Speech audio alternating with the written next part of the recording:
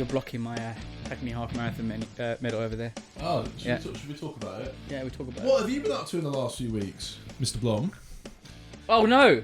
Something's happened to the camera. Oh, it's frozen. It is frozen. Can Elsa or Anna go and check on it, please? What am I doing? Did you like my reference there? Oh, it's back on. Magic touch. Yeah. Wow. It's just oddly just disappeared for a second. It probably was fine. recording the whole time. No, it was. Anyway. It only went off for a second. Yeah, I convinced Jay. I did the Hackney half last year. Jason came to watch very kindly. And then I said to him, "You're going to do this next year with me." And he stuck to his word. He did it. We did it together last week. And I'm convincing him to... doing it together is a stretch. I feel like you should wear this for the whole I'm podcast. gonna wear it. I'm gonna wear it. So, well, years ago, Jason said to me, "I want to do the marathon." So he said, "We'll do it together. We'll train." I trained with him, and then Jason decided he didn't want to do it, and then I ended up doing the marathon. there's a lot of. I mean, that is a very oversimplified version of what was going on in my life. To do the half marathon. Do you think you do it? It was a great experience. Yeah, it was fun. I think it's like what I didn't. How are your nipples? Do you know what? Profile picture. I've got it there. It's all there to see. If you look at the post you put up, you can see the war wounds from his run. Zoom in, it looks like I'm lactating. It was lactating blood. It's amateur hour there, Jason. You need to next time wear nipple plasters. I mean, Alex had nipple covers for you. Just wear a bra. Yeah. So I went into it, right? I was like, do you know what's going to happen? I did 12. That was most of the 12k. So what's that? Half of it around. So it's about 10 miles. 13K. No. So it's about 8 miles, 9 miles. I was like, okay, I'm fine. I'll be able to do the rest of it because the crowd are just going to like build me up. I'm going to feel the adrenaline of the event. Oh, it was so hot, wasn't it? And the crowd aren't. I'm sorry if you're unfit like I am at the moment. The crowd are not fun. They're all going like, oh bless him. Oh, shame. Come on, Jason. And then also, I've like written my name so tiny as well. They'd be like, staring at my belly like. I did just keep taking people's sweets. They were handing out sweets. I had to stop and grab some sweets and carry on running. Yeah, I didn't take the sweets. I did, however, chin a glass of wine on the last mile. Did I tell you this? Yeah, you did, and then you got. So it was the last mile, and there was all these like lads and ladesses, and everyone was like, woo, and no one was taking this wine, right? And I don't know when, and I'm like, my number one priority, because I was saying to Damien last week that the mental fortitude that you need for it, like I was like going through so many different things in my head, like I was having like this imposter syndrome element where it was like, you're awful, you're the worst, if you don't do this, everyone's going to be ashamed of you, you're not going to finish it, you suck. And then there's the other part of me going, you have to finish this. Like, you have to. So there's like the strong part of me and the weak part of me like fighting against each other. So get to the 12th mile. And as Damien knows, you agreed with me on this one, right? The 12th mile, it's like there's like it's like a mental thing. Like, it's so hard to get through it. And there's guys there with a glass of wine, like, yeah, come on, man. And there's like loads of people around. It's right outside a pub. And so I was like, you know what? I'm going to do it. So I went over. I like chinned it. Half of it went over my shirt, and as I started running, I was so proud of myself. I thought it was so cool. And as I started running again, I was like, oh no, that's not good. But I did survive it. I did finish it, and I did a fist bump into the camera, and I got pictured that. That's my profile picture with my bloody nipples.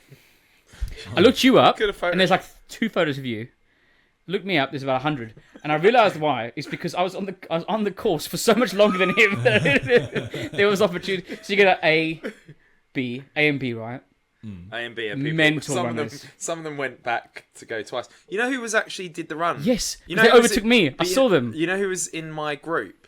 The bloke from Bridgerton. You know the famous guy. Yeah. He's in it. He's been in a lot of films. Recently. Ellis pretending like he doesn't know. You know, you probably worked with him, Jonathan.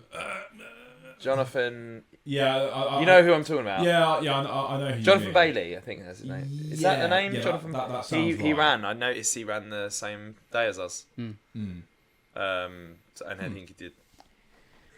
There's A and B, then there's C and D, then there's E and F. He was in the E and F, right? Right. and then finally get G&H. I was an H. I was the last group to go off. Yeah. Yeah, but you could have. I said to him, "Do you want me to run with you?" No, because when G&H went off, everyone was starting to sprint off anyway, and it was like freaking out after mile 5 because I'd gone too quickly. But yeah, hopefully next year I'll be fitter, and maybe, through becoming famous. I'm not doing it. We'll have a pop culture chill out team race. I'm not doing it. We'll meet all of our. Jason will make us custom shirts. Yeah, but I'm not doing it. I pick up heavy things and put them down. I don't run. You'll never catch me running. You could pick up Jason. And Jason, run. I have shin splints and a heart condition. I'm not running. It's not happening. What you could The do cure to a broken heart. You could meet Jason at different points. Like, do a few, if you fireman carry, you could fireman carry him like a mile. Yeah. And then drop him. He runs, and then fireman carry him again. No, I'll just sit on the side. I'm with McDonald's. He's just saying that he's fat shaming me because I had McDonald's earlier, and I'm having a beer. Ellis did not have McDonald's, and he's not having a beer. This is Finn. All this is 3 eggs. Yeah. 3 eggs. 3 eggs. Eddie Abdo. After you mean Eddie Abu? I thought it was Abdo. Nah, it's Eddie Abu. Have you seen him? He eats like 12 eggs and like loads of meat and stuff. He doesn't eat anything else. And obviously, like all the processed foods, like he goes to shops and like vilifies them, basically. Should we talk about films? Right. So our first film of the day, maybe only film of the day, depending on the attitudes of my co-hosts. I mean, considering how long this took. Will we be happy, or will we be Furiosa? Oh my god. Yeah. Will we be calm about it, or will we get really mad, Max? How long have you been waiting for that to say that? All day. Been preparing that all day. This is the only thing I've prepared, apart from the camera turn like that, which I don't like. I don't like looking into a camera. Hence why the cameras are facing to our sides. Can you give us your best smouldering look into the camera? Ready, 3, 2, 1, go. How about this? Considering that you've got a camera next to you, you've got to do both at the same time. Ready, 1, 2, 3.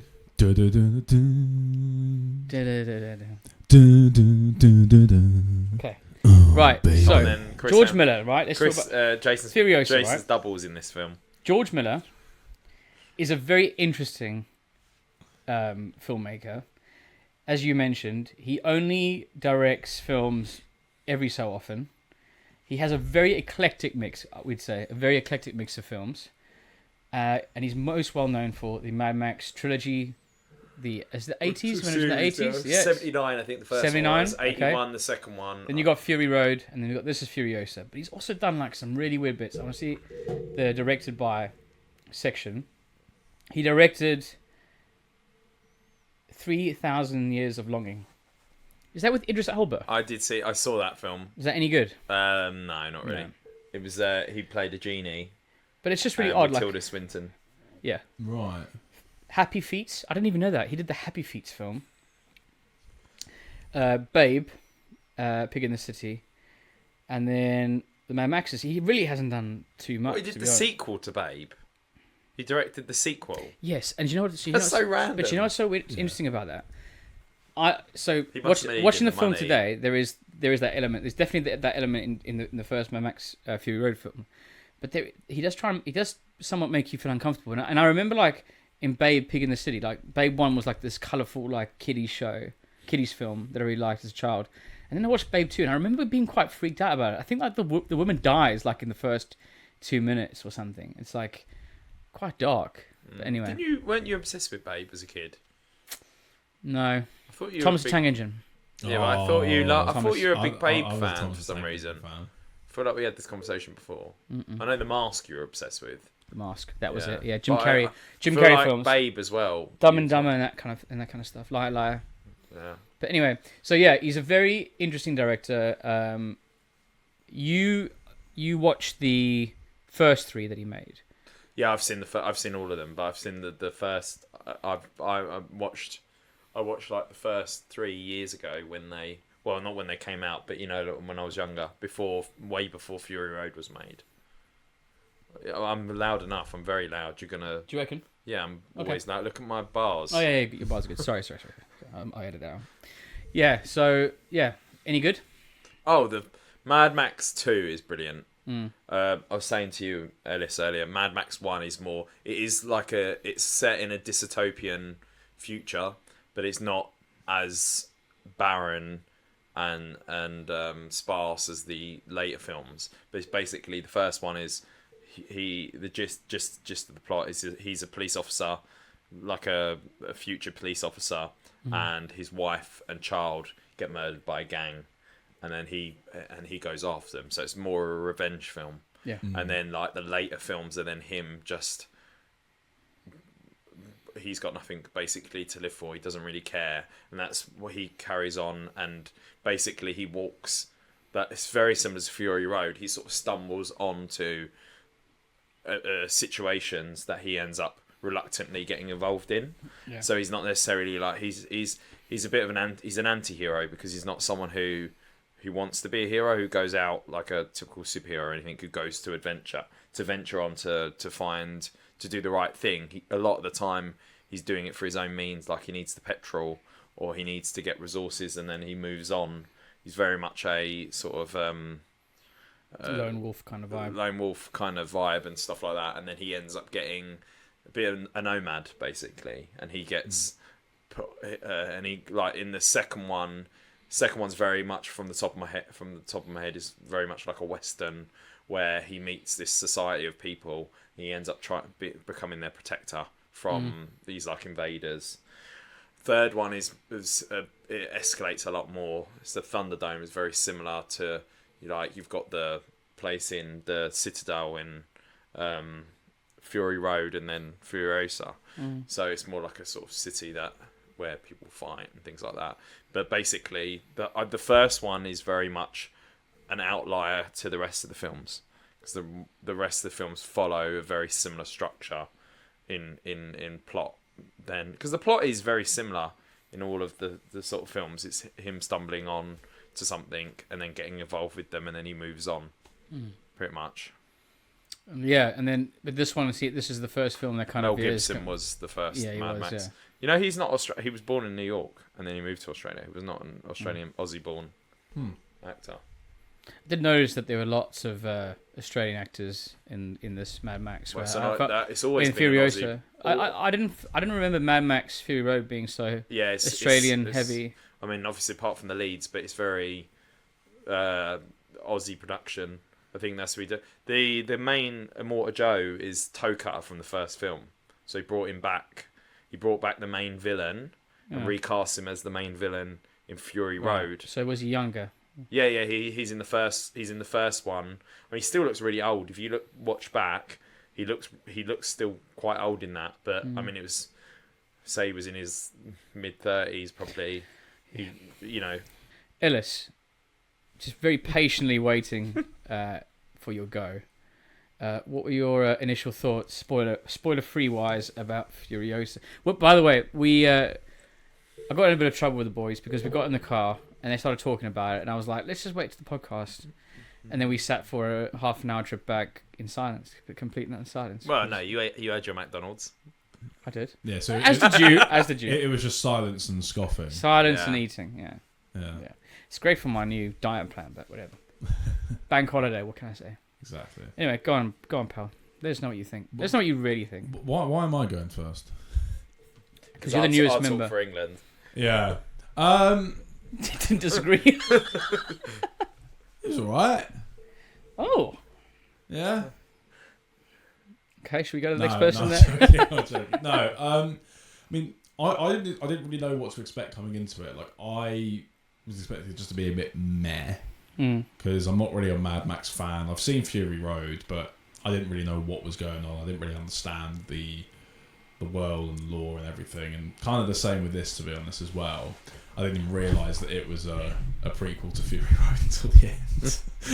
And I was like, oh, that makes sense. But no, it was good. There were a few things that definitely brought me out of the experience. But I don't know, I just kind of sat back and chilled and watched it and wasn't analysing it too much, which for me that's a sign of a good film, because it means I just kind of get lost in it. Like if I'm like nitpicking everything, it means that there's either something really, really wrong with it or really, really good about it. and I don't think Furiosa fits into either of those. I think it was just very sound. It's very sound. I do have a few things I want to talk about. Oh, don't worry, we'll get into those. Yeah, a few interesting cameos. Monsieur Wibrante. Yeah, I said to both of you, I'll probably enjoy that more than I normally would, purely because what's been released in the cinema recently and also what's been on streaming has been pretty poor. Last few trips to cinema have been or either not very good or okay, and this I thought had some really standout moments that I thought I'm really enjoying this. I even turned to you and said, I love that. Yeah, this is great. I was worried about you though. Why? Because you had ants in your pants, bro. Yeah, and then you were like crunching the bottle. You were crunching the bottle and making all sorts of noises. I do feel like it dragged a little bit. I think it could have been a little bit shorter, and I think this is a problem most films are having now, and especially this TikTok generation. But people don't have I don't think people have the attention span for these long films. Yeah, I think it's ironic that films are getting longer and people's attention spans are getting shorter. Yeah, 100%. Like back in the day, 10, 15 years ago, films were 90 minutes long. There were 3-hour epics in there, but like not every blockbuster film needed to be so long. No, whereas I feel like every film now is becoming really long. And I don't know whether they're just trying to... I feel like sometimes they're trying to force feed you information, whereas like, trust your audience. Yeah. We aren't stupid, we can make the connections. But overall, I thought first impressions is I really enjoyed it. I feel like where you had your lull of coming to the cinema with me or going to see films, I found like I was starting to get a lot more like... I thought like film studios and directors were getting it. Like I found like Civil War, the pacing of that film was awesome, I thought. And even Challenges, I thought, was quite like, in terms of its pacing, from what I remember. It's quite a brisk film, though, isn't it? What's that? Challenges. Yeah, I think So the runtime isn't that long. But Civil War's also under 2 hours, and you actually really do feel it once it goes over 2 hours. I really do think so, because I really enjoyed the film. Like I really enjoyed it. I thought like, I think you're spot on, Alice. Like it's just completely sound in terms of how it's made. Like it's so nice to have a filmmaker that is really passionate about something, and it really like feels like you can really feel like every inch blood, sweat, and like all the blood, sweat, and tears go into it. I was mediocre on Fury Road when I first watched it, and I watched it again recently, kind of expecting to watch the Furiosa film, but like I said to you, I was put off by the trailers. But the trailer gave me the impression that it was going to be very similar to Fury Road, if not a little bit lower quality. But actually, what I found it. With the extra runtime, I actually found it was a lot deeper, a lot more thoughtful film. I think there was a lot slower pace. There was a lot more to what was going on with the characters.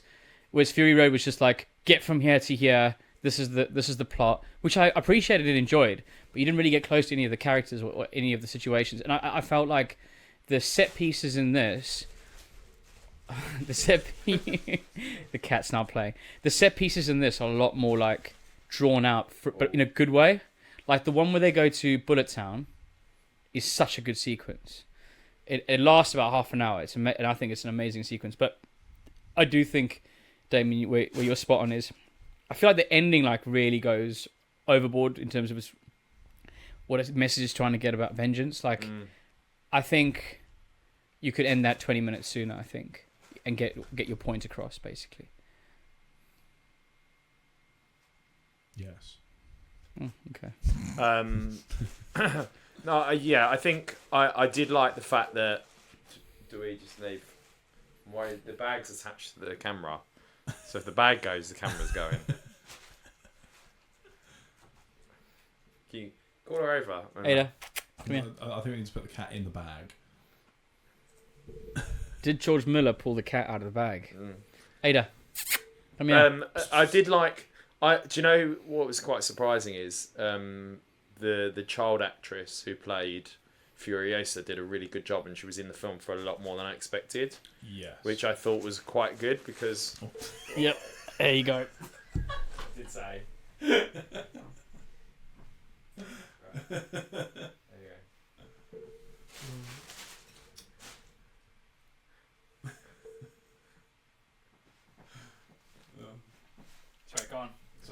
child actress. Yeah, the child actress. Child actress. I thought she did a really good job of portraying all of the hardships that Furiosa goes through. And I thought it was a really solid prequel movie. I loved the action sequences. It was so refreshing to watch I know it was similar to, obviously, Fury Road, the whole drive along the Fury Road and people attacking the tankers and stuff. But I did really enjoy the creativity and the inventiveness of the innovation of how they attack the ships and how they attack the truck and how they protect themselves from the marauders. I love the gliders. The gliders. That was such a cool shot. The guys with propellers on their back. Yeah. All of that and how they take them down.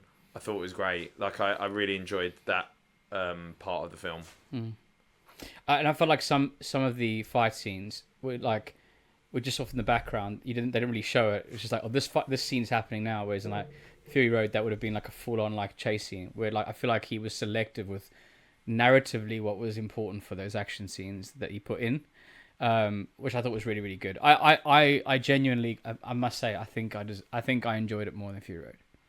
Like I was very surprised. I agree. I agree with you guys. Like I didn't really know what to expect, but my goodness, when I was watching it, I was like, every scene, I was like, I really enjoy this. I did feel a little bit of like lag towards the end in terms of like his runtime, but apart from that, I was really enjoying what I was seeing. It's so weird. Like he is. I think if we talk about box office, I do think he's not for everyone, and I do think like it is a weird film. And it has weird ideas, and the world is so. You mentioned it, like it's an odd world, right? It's really odd, and it almost takes you completely out because there's a lot of dehumanization going on. Like these people are not real human beings. They've become as a result of being in a post apocalyptic environment, which actually I don't know about in the older films, but that was the first time in which they identified that basically the real world had become run down by economic failure and war and things like that in the opening credits. And so I just thought it was like a different world, but actually this is the human world following years of oppression and climate change and all those kind of things. So they did say that in like the first film, but they do. Okay. Yeah. So and it gets worse. Yeah. Over his films. So you watch the first film. Yeah. There's still like actual towns and cities. Yeah. Sure. Whereas it just gets worse and worse, I think, as the films go on. And it becomes the wasteland. But I find it quite weird. Like all the groups that we are associated with all have these messianic figures that figurehead these groups and dictate everything about what they can do. So even in I'm not saying this is what will happen, but George Miller's vision of the future clearly is defined by the fact that we'll always have people that will try and take power and dominate others. And like Chris Hemsworth's character, he's a dominant leader. Then you got Immortan Joe, and it's funny how they hate each other, but they're very similar characters in what they're trying to achieve, which is domination through. I do think Chris Hemsworth was fantastic in this role. I think it's his best role for a long time. I think he's sort of played some version of Thor or like a comedic character. I think he's an excellent actor. I'd love to see him in more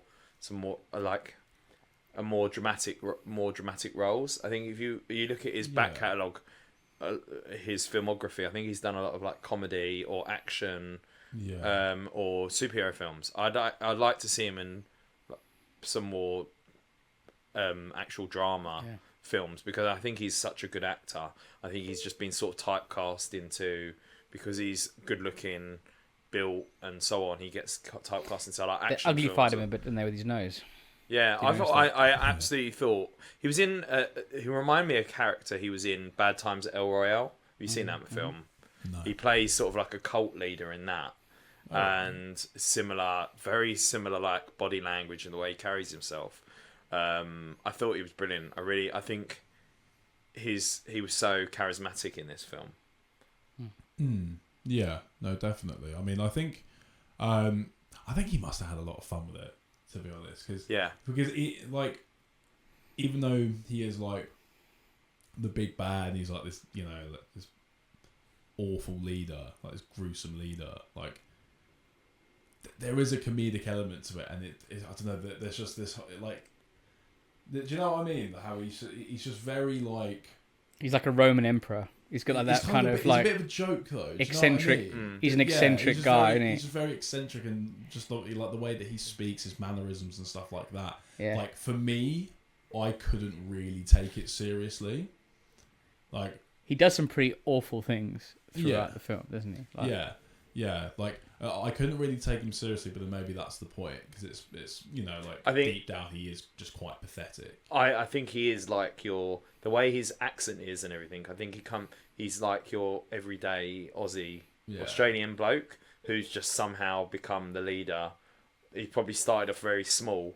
And he's become this leader, and eventually, like when they take over the gas town, it all goes to pot because he hasn't got the sensibility to run an actual town or know how to. Yeah, he has this kind of like childish rant about losing Bullet Town after a day. Yeah, like he is deeply insecure, and I don't know if you noticed, but he's quite insecure about himself, like his intellectual self as well, because he tries to use big words like when he goes. He goes, "What are the tears for?" And like the guy explains the taste of the tears, and he goes, "It's piquant, zesty." I think it's like piquant. Isn't piquant like the word? Like, but anyway, like I just thought that was quite funny. But just my take on him, I was really nervous about Chris Hemsworth's character because of the trailer. When I watched the trailer, I was like, "This is awful. This is like really over the top acting." But when in the film, it works so perfectly, and he isn't over the top. I agree he's having fun.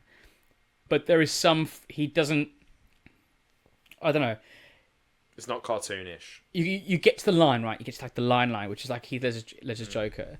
And you get these people that try and like act like Heath Ledger's Joker, and they go right over the top, and it becomes a complete like shit show, basically. But like, Blom. But his character, right? I don't feel like it went completely overboard for what his character was trying to be. I just thought, like you said, he's like an eccentric guy who's like really power hungry. He has a part like they could have delved more into his past. I think like that doesn't really get explored much into, despite the teddy bear being attached to him. I think it doesn't need to because like we're kind of like jumping way forward, but in that last kind of face off, where she just beats the blom out of him. So I'm learning. Like instantly he just submits himself and he's like, okay, I'm yours, and like even though he's trying to build himself up as this big leader, as soon as that's interesting. Yeah, he was never a physical presence in the film. Like in terms of like beating people up and stuff, he was. Well, he got people to do everything for him, didn't he? Yeah. So like his muscles and stuff was basically all aesthetic. But that moment for me says all you need to know about like where he's come from and what kind of character is. Like sometimes it's better just to leave things unsaid. Like you don't need to know his backstory. Yeah, you don't, and that's the thing. You don't. I think it did a good job of that. You don't need to always know where everyone comes from because that makes the plot even longer. Sometimes characters can come in and the mystery is better than... Well, he calls her Lil D, right? Which is basically, I bet you that's his daughter's name. He's okay, sorry, yeah. That's why he named her after the little him. version of himself. Yeah. Sorry, that's right. That makes sense. Yeah, no, that's fair enough. I thought he was more like because Mad Max has his wife and child murdered in the first film, and I was thinking, what was his name? What's Hemsworth's character's name? What was his name? Destructus or something. Hang on, I'll get it now. No, I'll put it up. I'll be the Jamie as well. Domestius or something. We're going to end up saying everything. Domestos. Domestos. Should we just call him Domestos? I feel like we should. Oh, Dementus. Dementus. Dementus. So I thought he was like the dark mirror of Black Mirror of Mad Max. He lost his wife and kids, and he's gone off and become this like villain. And Mad Max. But is he the Black Mirror? Because what was he trying to achieve? He wanted to get to a place in which his people could live free. Well, no, I think he just wanted power, and he said that he said that at the end. He was like, "You're like me. You need to have something to constantly do, otherwise, to escape the reality of your wife, like of life. I thought it was like a simple, like, if you kill me, you become me kind of thing. Take you- your weapon. Yeah. No, I took it Because as he like, was vengeful, right? His whole life is yeah, and that's being why I think, vengeful about his own family, right? I did love the nod, the little cameo of Mad Max, like from the back. I said to you guys because that was his car, and it's him watching over, which I thought you can't have a Mad Max film without having him sort of in it. So I was waiting for him to pop up, and I quite like that little cameo. Blink and you'll miss it, though. Yeah. Sorry, we are getting to spoilers, yeah. Let's chat spoilers. The apple tree growing from his groin, quite an interesting thing. I thought that was cool. Did you get where the acorn that she had the whole time was the seed, yeah. seed that planted it, which I thought was quite cool. Yeah, because she was And carrying around with her. Yeah, and did you notice how she kept making it? She kept moisturizing it by putting it in her mouth. Yeah. That's quite clever. Anyway, I thought it was quite cool. I thought it was quite obvious, to be honest. But Did you? Yeah. Okay. Sorry. because her mum gives her the seed at the beginning, Yeah. and then she's obviously hiding it because a seed is quite a sacred thing. So in Fury Road, the girl that she meets in Fury Road, is that her friend from the start of the film? Who? In Fury Road, she meets like a little group of women, like fighter women, and like her mate. And she's like, "Oh, you're my friend from when I was younger." Is that the friend right at the start? Possibly. I haven't seen Fury Road in a while for me to be able to say to you. Yeah, I remember the moment you're talking about, but I wouldn't know. But to be honest, like given that the film is literally her entire life up until that point, like she doesn't really. I mean, she could either be one of the.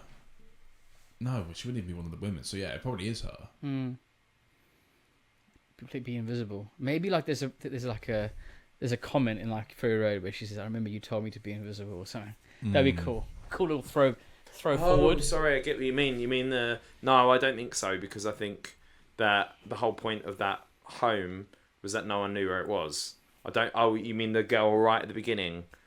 Yeah. Yeah, no, I don't think so, because the whole point is, even in I think Fury Road, the whole point of her is wanting to go home, and then she doesn't make it home. So I don't think the whole point is no one knows where that place is. I'm trying to think about what the point is of the person that she meets in Fury Road then. Who's that person? I don't know. Why are they like embracing? Because they couldn't have met at any other point apart from being in that place. Yeah. They wouldn't have met anywhere else. No, but weren't they one of the brides? No, it wasn't a bride. It wasn't a bride. She wasn't previously a bride that she got out. No. Rather than them getting killed, she could have been. It's really interesting. Does she have a name in Fury Road? Oh, good shout. So in Fury Road, they have like a tower. Wasn't it like that place didn't exist anymore or something? Because that could have easily happened as well. That place that they lived in. Because remember, do you remember they go on the map, and it's such a small part, like it's a tiny part of it. I'd need to watch Fury Road again. I haven't watched it in a while. Fury Road's an easy but weird watch. Oh, it's just Fury Road works so well because it's just a really fun action movie, and there's not much dialogue in it either. Like Mad Max, I think has like 2 or 3 lines in the whole film. Well, she says 100 words or something ridiculous. Yeah. But then again, like I think it's a cop out because Anya Taylor-Joy is in this film for about half of it. I'd say half. I'm glad. I don't actually remember the time that she actually enters and the young one disappears and she enters. That's really interesting. If she escapes as a child, she's hanging up off the thing. Then she goes to help get the man from the truck. She gets the gloves, and then it transitions. She's still a child then. She's still a child, and then it transitions from that. She takes off her mask and she's a bit old, yeah. Anya Taylor-Joy. I have an answer for you. Ooh. ChatGPT it. Yes. Was she one of the brides? So, I bet she was a bride that she got out previously. I bet you she was. So that's my bet. From what I've just seen on IMDb, and I might be completely wrong. So, on IMDb, there's I think the girl at the start is actually cast as Little Valkyrie, And in Fury Road, there's a character Valkyrie. called the Valkyrie. So who's Valkyrie? No idea. The girl that she meets in Fury Road. Oh, so it is the girl. I think that Paradise place doesn't exist in Fury Road. I reckon It's been destroyed already. Yeah, because that's the whole point of those. You mentioned it right with the whole Mad Max thing. Is like the. Well, no, because then aren't they trying to get where they're trying to take the brides to? I can't even remember. They're not trying to take the bride to the Paradise.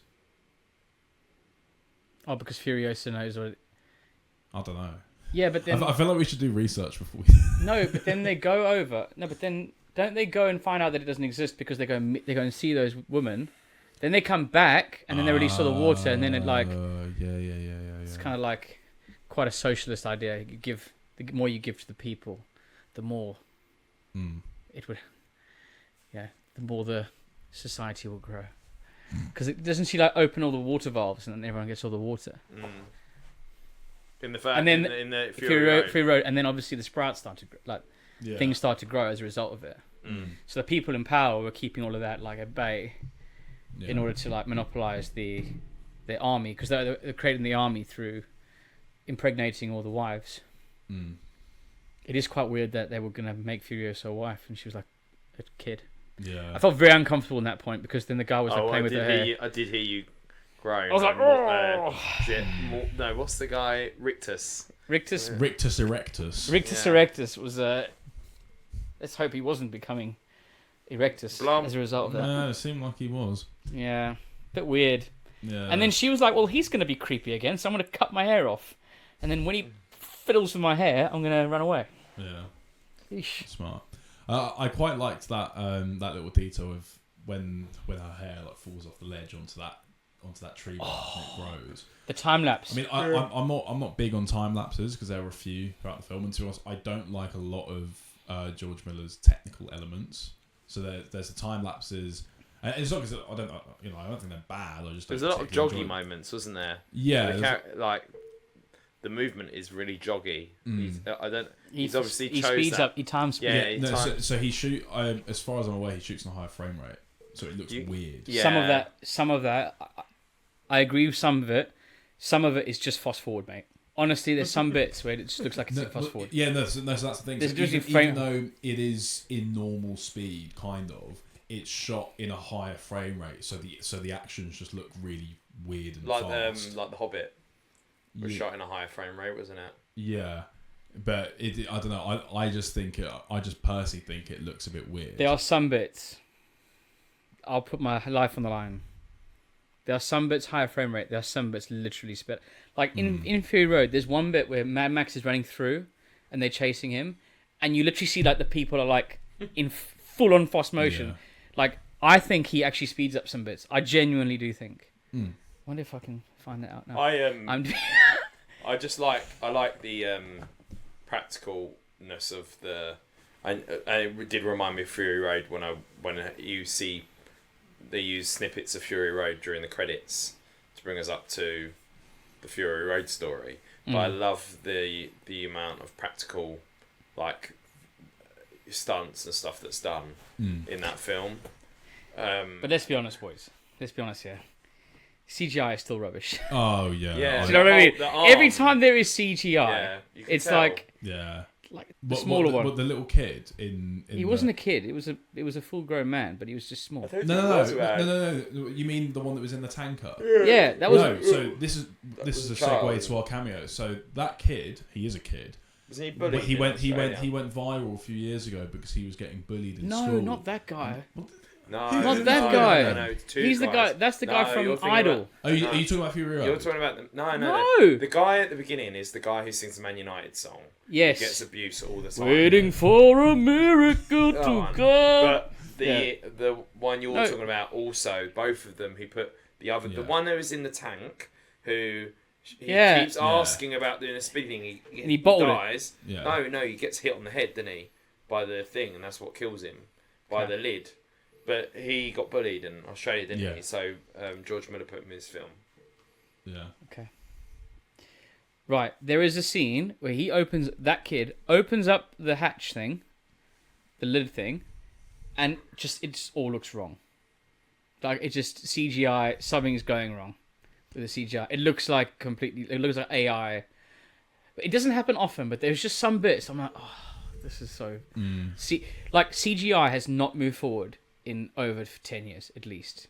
It's moved backwards, if anything. I think it's really. Well, no, actually, it like has all the moved practical backwards. stuff, you can so clearly see when it's practical because the CGI is so bad for the other bits and bobs. I think the problem is, I think you know better than I do, and I think that's why Ant-Man had a lot of stickers. They're expecting so much of these VFX artists in such a short period of time. Yeah, they're overworked. They're overworked, and I think back 10, 15 years ago, I think they either had a lot more time afforded to them, or for whatever reason, or I think films were so much more practically shot than not having so CGI. I mean, there's a lot of stuff. I also think it's the cameras. I saw Batman live in concert yesterday, and I watched the '89 Batman, and the part where the plane crashes. And the Batplane crashes before the cathedral when he's trying to shoot Joker, and Joker shoots the big long revolver at him, and it crashes. That's all miniature. That's all like a miniature set, and it goes. Nolan does that. Yeah, but it was in Dark Knight. Jason, it's a miniature set, and it goes and crashes. Yeah. It looks so much more effective. I remember watching it as a kid. I didn't even notice that, and it's only because I'm on the big screen with an orchestra that I'm watching it a lot more for certain things. Sure. You notice it a lot more. But a lot of the stuff they did back then, using matte paintings and stuff like that, even when I saw Raiders of the Lost Ark in the theatre, in the Royal Albert Hall on Saturday as well. I'm watching that. The effects where they did use them were really effective, and I watched there's a VFX artist react on YouTube. I don't know if you've seen them, and they go through. I think I've shown you them before. They go through and look at bad CGI and great CGI, or just CGI in films. Like in Lord of the Rings, when they use miniature sets, and what they did is they filmed when it was like waterfalls. They just poured salt, recorded the salt, and then superimposed it on because it looks like waterfalls. Yeah. And being very creative. I think where they didn't have the computers and the ability to do all these CGI effects, people had to think out of the box a lot more. And I think some films hold up really well. I think I personally feel like the original Star Wars trilogy, the ships in space and everything still look brilliant because there's an element of them being real because they are real models, and the ships in the original Star Wars or the Batplane flying or crashing will always look more realistic because it's an actual thing exploding compared to a CGI. Or I was thinking this when Indiana Jones falls into the pit of snakes in Raiders. They actually filled it full of dummy snakes and real live snakes, and they shot that scene with the cobra. When he drops in front of the cobra, they just put a really thin pane of glass between Harrison Ford and an actual cobra. So when he gets down, that's an actual cobra getting up at the same time, and they film that in real time, and you've got Harrison Ford's real reaction and the actual snakes. But it was filmed there and then. I was thinking to myself, do you know what? If this was done now, that'd be a CGI snake. Yeah. And it loses that it takes you out of the film, and you completely lose that element of this is actually dangerous. Because CGI, you can tell it's fake, so you completely lose that. Oh, but it's not just CGI, isn't it? Because it's also like your location work, and you're saying like a lot of these films are done in studios now. Like you can see, especially like in this film, you can see where they're like there is like the main stage, and they're filming on a stage, and there's like a background. There's just like a screen background. You can tell, and I think it's because the quality of HD, the quality of whatever AK, whatever the hell they use now, the camera qualities are too good now for these gimmicky kind of CGI things to be got away with. I feel like this is like 2000s now stuff. We watched Civil War in IMAX, and I was like, wow, like the level of quality of the film quality is so good in that, and you just don't get away with it anymore. Like you can basically see, like Quantumania is a really good example. You can see that these films are like so clearly done. Quantumania looked like Spy Kids. It did. It looked like Spy Kids. I mean, the thing you can just see it on the stage. That's the difference. There was some. I mean, I'll be careful what I say, but in Quantumania there are some elements that were actually done using the volume stage as well, and those bits you can actually tell are. I mean, obviously since it's all. Is that the one that is like circular? Yeah. So Mandalorian started with that, right? So Mandalorian's done it. Batman's done it. Obviously, Marvel has started doing it as well. That's the one where it moves with you and. Yeah, so I mean, basically, what it is you have this panoramic. It's it's literally just a dome of LED screens, and it does in real time. You can actually render how it's going to look as well, but it moves around with you. But the best thing about it is the fact that it is dynamic lighting. So if there's an explosion that happens, obviously you're going to get that explosion and the lighting of that explosion on your face. Yeah. Compared to blue screen. Yeah, so that is the next step because blue screen is just very outdated. I think you can tell like in Furiosa, it's at a bit of a loss because a lot of it is location shooting. So when it's done, I think they did it in Namibia. They did quite a lot of the filming in Namibia, and you could tell where it was filmed on location. But I don't know about you boys. I could tell when it was in a studio. I could tell exact moments that it was studio versus and I haven't got a good eye for it. But now I'm starting to spot these things. It does take you. And obviously this is one of the best ones at doing the practical effects stuff. Yeah. So even films like this now, you can see that studios are grappling with the fact that they need to get things finished, and they'll go to George Miller and go, no, we'll sort this one out in post. We'll do the the kid that opens the thing, that shot, we're just going to do it completely. I think that's CGI why some people. I think that's why Christopher Nolan is so popular with people. People, like Oppenheimer. People went to see his gets films. Time, I reckon. I think that's the difference. Yeah, when you have the trust of the studio. Even I think Barbie as well. Barbie didn't. That was all sets. Yeah, but I feel like Barbie was supposed to. Yeah, I know, but that's rubbish. But I'm still. Yeah, but they still didn't have to build all those sets. They built a whole town with all the. Yeah. They could have just had CGI houses and stuff like that. But I think both of those films. That's fair. I mean, but you don't need great depth perception for a Barbie film. Whereas, with this, I think June 2 Oppenheimer didn't need to do a real explosion. Agreed, but June 2, I don't remember June 2 feeling like there was any scene where they were in a studio. Yeah. No, I think. Whereas in this, in Furiosa, I did feel like a there lot was of it was actually filmed in the desert, so. Could film that. Oh, they did. Sorry to go off on a tangent, but I just that Oppenheimer the Oppenheimer score is so amazing, right? They put the end of Oppenheimer score, the last 5 minutes. Yeah. They stuck it on Dune 2's last 5 minutes, and they just edited some of the scenes to make it look like a Nolan film, and it is insane. It's so emotional. It's it just adds so much to it. I'll see if I can find it. Okay. So Oppenheimer's score. The last minutes where Einstein goes over to him and he's like, oh, he's got the realization that basically this is going to happen forever. Basically, yeah. That score that really increases that really powerful score. They put it on the end. They put it on June 2 in the last 5 minutes of June 2, and then they cut it slightly. So in June 2, I think the end there's quite a long dialogue where he's talking to the Emperor, and he's like. Florence Pugh's he says he's going to marry that her they cut that up way more so that it really all cuts into it, and it's so Nolan. It's so good. It's because it's ironic because he's replacing Hans Zimmer, who's Nolan's long-term collaborator with music. What's his name again? Who? Ludwig Göransson. Ludwig, yeah. Yeah. He's Nolan's new muse, isn't he? I think he did the last score, didn't he? Yeah. I think scores are so important. Yeah. He did Tenet. And this one, and he did Mando as well, and he also used to be a producer for Childish Gambino. Fun fact, you know Redbone. This is America. No, but you know. Don't catch you slipping, no. That is Childish Gambino. Yeah, but you know Redbone. Yeah. Yeah. So Ludwig produced that. Nice. Fun fact. He's very good. He's very very good. He is good. But I love. The best thing that ever happened to Disney was the Mandalorian opening credits. It's just a Star Wars Western. Even the music, they it's clearly Western inspired, isn't it? It's class though. It's just such a class theme.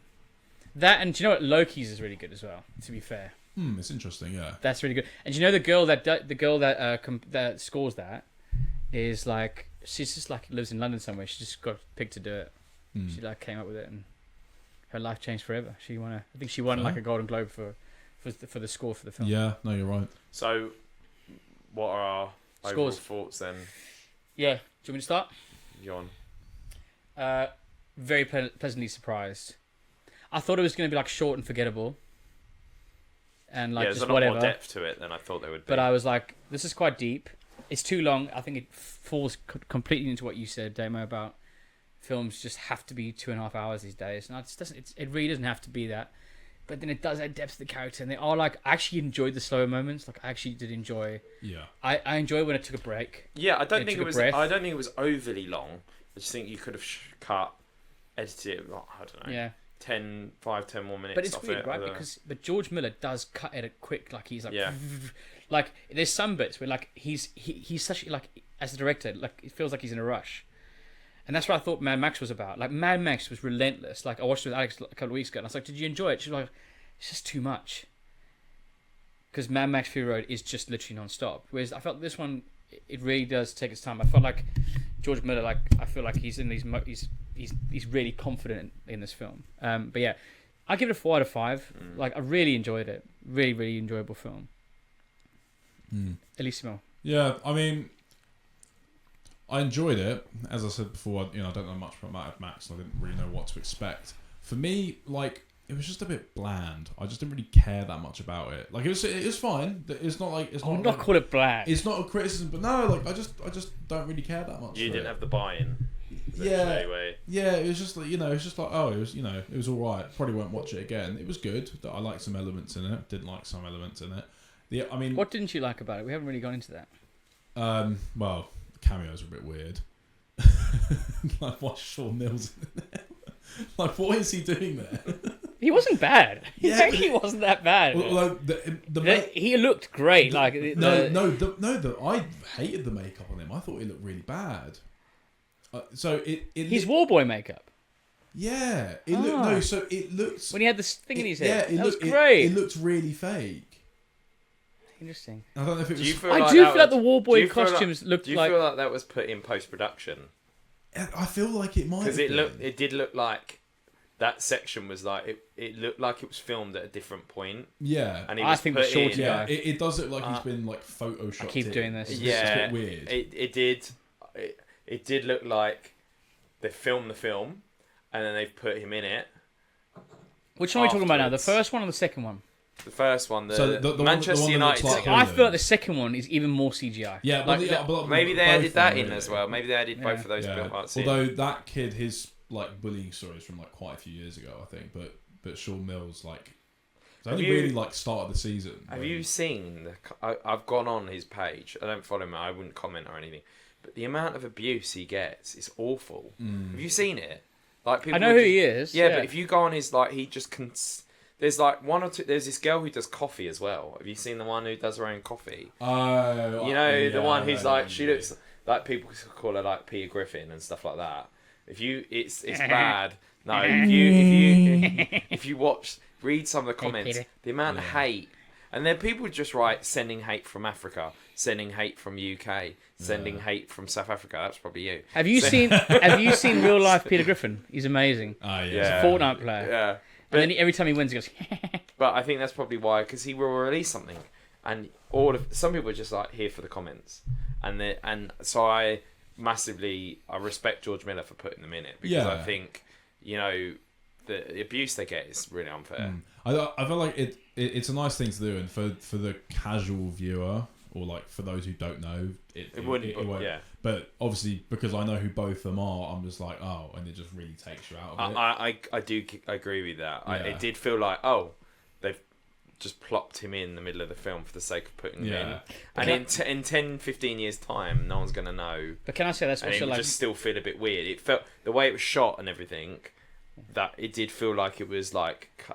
we're going to film this extra little bit and then stick it in. Yeah. That was a great positive about Chris Hemsworth, because that's how I feel like I felt a lot recently with like when you see like big names in films, They completely take you out of the film because they're like I call His it wife was the in it. Dwayne the Rock Johnson syndrome, right? Do you know his wife was in it at the beginning of the film? Chris Hemsworth's.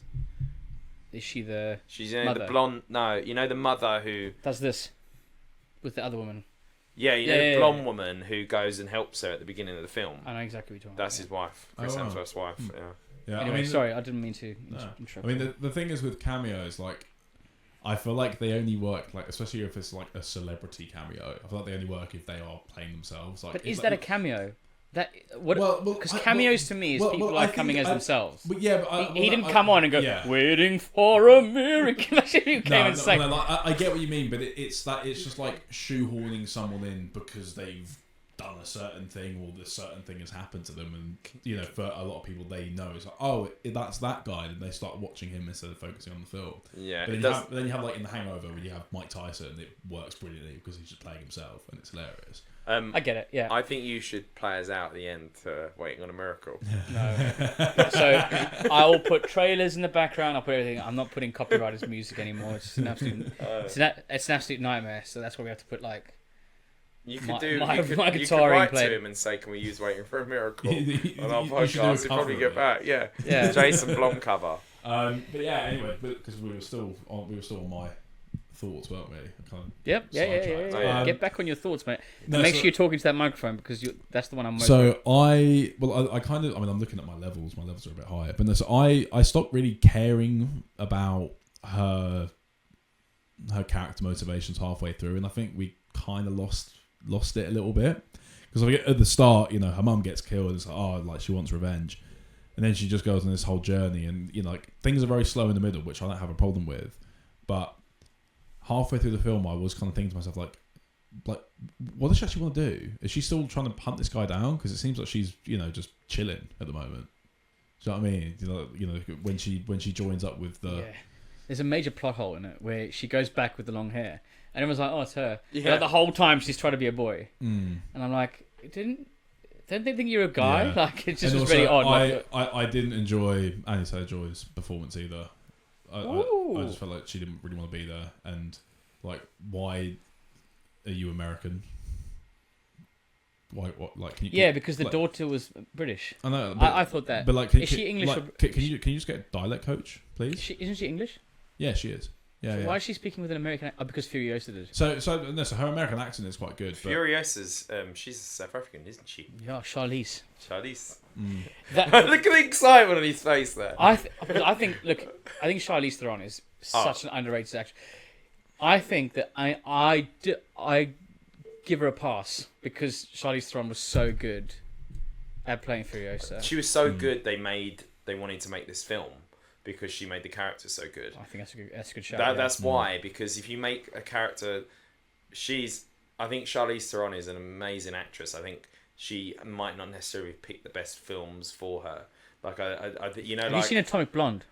No. Awesome. Yeah, she's brilliant. It's my favorite David Leitch film because we love David Leitch, don't we, from The Fall Guy? Yeah. Oh, don't. Might have to mention that in 2-minute reviews. I think we can do a few 2-minute reviews of films that we've all seen Okay, recently. so Damien said it's okay. So what are you going to give it then? I'll give it a 3. Fair. Yeah. Damon? So it's not 3.5. No. See? So it's 3 Blums. We go by Blums, not stars here. 3 Blums. You've got. I'm the host. Here's the thing. The It's all and end Blums. all. Yeah, well, I'm your annoying friend, so we've decided Blums. So anyway, out of Blums has got a good ring to it, hasn't it? Yeah. Don't I'm a play fan. into it. We, I'm a You're- fan. you that don't will play into become it. that will become a thing we can have on a t-shirt. How many Bloms? Put your microphone close to you. Give me a Blom. Right. Damien, your final thoughts on your That sounds score. kinda dirty, I don't know How many why. Bloms will you give me? What's my Blom rating? See, it goes well. It just doesn't. Come on. Blom what do you, box. Blom box. Right, That'd be great. Blom give box. it a score so I can put it on Give me a Letterboxd. Blom. So I can stick it on Letterboxd. Do you want a Blom rating? Should we Yes. give it a Blom rating? I would give it 4 Bloms out of 5 Bloms. You're also foring. I think I enjoy David it. hasn't given over 2 for the last 14 podcasts. Yeah. No, I was engaged the whole film. I did get Same. a bit tired near the end. But compared to what I've been watching recently, I think it was much better than a lot of the content that's being delivered at the moment in terms of blockbusters. I I don't think it will be for everyone. I don't think it's everyone's typical blockbuster because I don't. We were saying, like there are, like George Lucas said, there's like 7 actual plots out there that people will keep rehashing. I know. He didn't say that. I think he said it in a previous thing, but I know other people have said that, and we were talking about it. There are only so many plots you can follow, but I felt like this felt it approached a typical plot in a quite fresh way. The plot is very similar to Fury Road in terms of the actual, the whole scene of the truck getting attacked and so on is very much from Fury Road. It's pretty much a like for like, Yeah, the truck is like a main character. The truck, like yeah, a very important part of it all. But I just thought it was quite fresh. I enjoyed it. I was engaged throughout the whole film. I thought the acting was really good. I thought I liked Chris Hemsworth. Really surprised me after. I don't know what you thought of Thor: Love and Thunder, but I thought it was shocking, and I felt like Chris Hemsworth's last couple of films, like he's become like a caricature of himself. I mean, Extraction was okay. I found Extraction really boring. Well, the first one was decent. The second one was. I need to watch Extraction too. No, you don't. I tried to watch it and I just lost interest. But this film's long, 2:28. I thought he came back. I thought he did a really good job, and I think it reminded everyone of what a fantastic actor he is. I would just like to see him more like out there roles rather than playing. You're supposed to summarise, you know that. Right, anyway, 4 stars. There we go. You don't redo the whole review again. Yeah. So compared to the Fall Guy, this was an Oscar-winning masterpiece. We'll chat briefly about that because I want to chat briefly about. Did you see the challenges as well? Fall Guy? No, yeah, we'll talk briefly about challenges and Fall Guy. But anyway, predict for me. Have you seen the Rotten Tomatoes score? You know the Rotten Tomatoes score? What do you think it is? 74. 74. I think the reviews have been quite positive. I'm going to go either high 70s, late 80s. I'm going to go 82%. And do you reckon there's a discrepancy between the tomato meter and the reviews from the reviewers or in the audience score? I reckon there might be a slight one. I don't know. Veering towards what? Well, I feel like you're leading the conversation. No, I'm not. I actually would have asked the question. Do you reckon the audience score is higher than the critical score? Is that what you're saying? I reckon the audience or the other way around. I reckon the audience score is lower. The audience score is lower. Yeah, no, I'd agree with that. Okay, so the review score is 90%. Yeah, and the audience is 90%. Wow, what? Really high. That's a bit. It has got. The thing is, what people are, all Rotten Tomatoes is just positive reviews. That means 9 out of 10 reviews have been positive. Mm. Like I think all reviews, like I know Empire gave it 5 stars. Mate, the Fall Guy got 81%. That's insane. Like it was good. Do you know what I've noticed about Rotten Tomatoes now? It's either amazing or it's absolutely. You never get anything middle of the road. Like Madam Web, 11%. Yeah. Because it's either because what do you? It's a 3-star review, a positive review. To be fair, Gentleman Warfare is 70%. That's very in the middle. But like Civil War's it's 81. what counts as a positive review, because all what Rotten Tomatoes does is calculate how many positive reviews it's got and how many negative reviews it's got. So Baby Reindeer 98%. And then 98%. Because Baby Reindeer, if you go through, everyone's giving it a positive review. If it's got 4-star, if it's got 5-star, like 90% doesn't mean it's got 9 out of. It's not a 9 out of 10 film. It just means 90% of the film, 90% of critics have given it a positive review. So like, Madam Web was not a great film. So majority of reviews are like 1 or 2 stars. It's just been an accumulation of that. That's why it got 11%. Doesn't mean it's like 11 out of 100 film. No. Yeah. Well, IMDb is giving it an 8 out of 10. I think that's a fair. I think 8 out of 10 is a fair. 4 out of 5. I think it was a very solid, great film. Like where I agree with you is like I don't feel the need to be like really want to watch that again. For me, a 5-star film has got to be a film that I'm like I can't wait to watch that again on a second viewing. Like The Dark Knight. I think I saw that film in the cinema 3 or 4 times when it came out, at least. for me, like a 5-star film is like I'm like buzzing to talk about it, really excited to talk about it afterwards, want to see it again, it's not a 5. and that's where it doesn't count as a 5-star film for me. So, but I think it was better than a 3-star. 3-star is very much I feel like I go in by the numbers. It was enjoyable. Like Abigail for me is a 3-star film. Is it Abigail? Yes. What is that? That's the one, the vampire one. Yeah. Oh, well, let's race through them. Yeah. Now. So Okay. Right, ready, starting. Quite a while ago. Starting. Blom. Quite a while ago, we watched Challenges. I had zero expectation from it. Did you come with it for that one? No, I deliberately avoided it. Oh, so I'm the only one who saw it. Yeah. Okay, so I watched it with family, and I was like, who did I watch it with? That was probably Alex. I did watch it with Alex, but it was quite a few of us. Tony. Yeah. There you go. Anyway. You've used half a minute just saying who you watched it with. And you're using 10 seconds telling me that I've used half a minute. I like it now the more I think about it. I think you will absolutely love it. I do want to watch It's like a 3.5. I do want to watch Challenges. It's a 3.5 for me. Now, it went from a 3 to a 3.5. It's a really good drama. It's really quite complex. It's really well done. I think the dialogue's really good. But my word, it has an ending. So I've been looking on X. Everyone's like going mad about how good the ending is. It is the most frustrating rubbish ending I've ever seen. Really? But it's up for debate clearly because some people think it's brilliant. But yeah, you will absolutely adore it. As someone who's played tennis before, I'm not convinced by some of the tennis stuff. But anyway, people think the tennis stuff's good in it. There's one scene, like, you know, the Bee movie where the bee is on the tennis ball and like it's going on. They have like exact same kind of scene where like the ball is the camera and they're hitting the camera. It's pretty cool. Going through. But yeah, you should really you would absolutely love it. How many Bloms are you giving it? Can I just say one more thing about it? Sorry, Yeah, can I say you one got thing? 30 seconds. Yeah, just one more thing about it.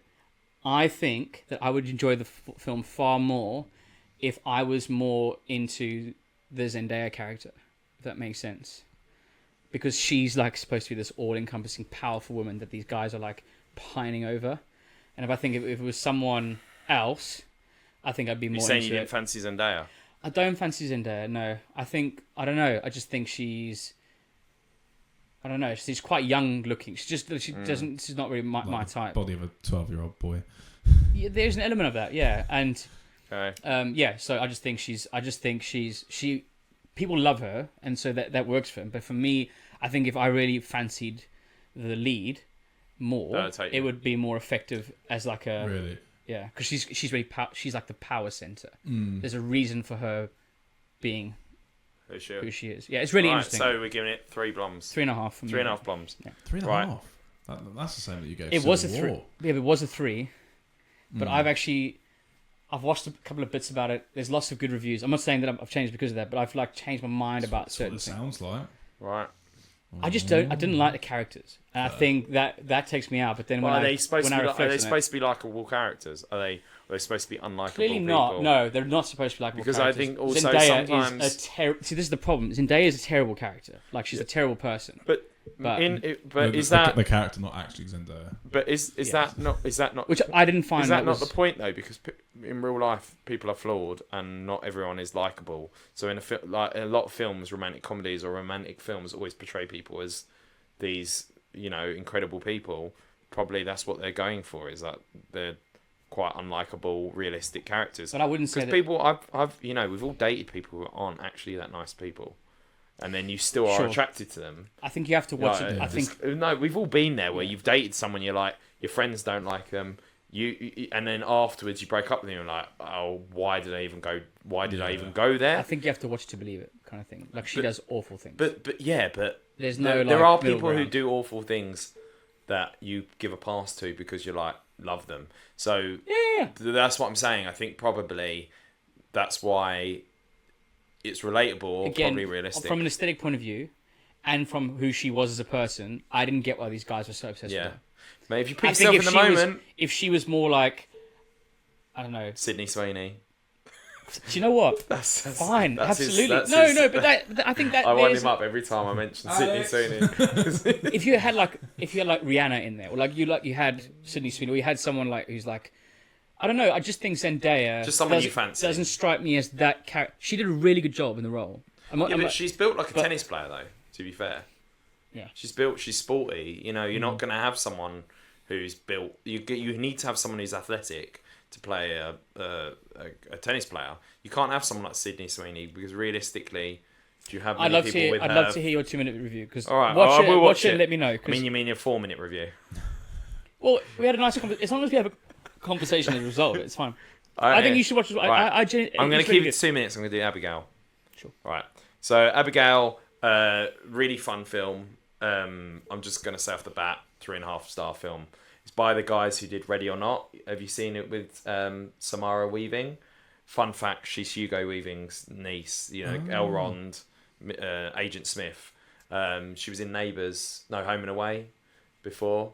Right. You know Ready or Not. The one have you seen Ready or Not, where she gets married and I watched try and Kill kill Count. her? Have you ever seen Kill Count? No.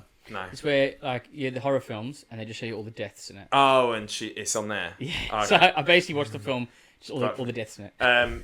It's a really fun film with really dark black humor, and this is very much like for like. It's very fun concept, and it's very tongue in cheek. It's got a lot of they also directed the Scream reboot, the last 2 Scream movies, Scream 5 and 6, the one in New York and the one that brought back the legacy cast. The cast, great cast. They're all really unlike. Dan Evans is in it. You know, the guy from Bridgerton. He was in The Guest as well. He's a really good actor. He was in Eurovision, the Eurovision film. Really good actor. Dan Stevens. What did I say? Dan Evans. Dan Stevens. That's what I meant. I didn't know Dan Evans the was. The girl who plays Matilda's in it as well, isn't she? She is Abigail, right? Correct. Yeah. Oh yeah. She's really good. It's a really good cast. They have a really good cast. It's really fun film. The acting's great. I think the screenwriting's great. It was just a very fun. It's my 2-minute review. It was a really fun film. So if you're looking for just a film to watch, you don't want it to be a film with a lot of backstory in it. You just want to go in, watch an 1.5-hour film that's fun.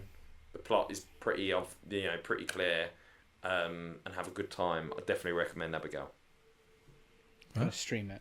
Yeah. Definitely stream it. Ellis, your 2-minute review. I don't have one because I haven't watched anything in a while, but I would like to segue into a discussion.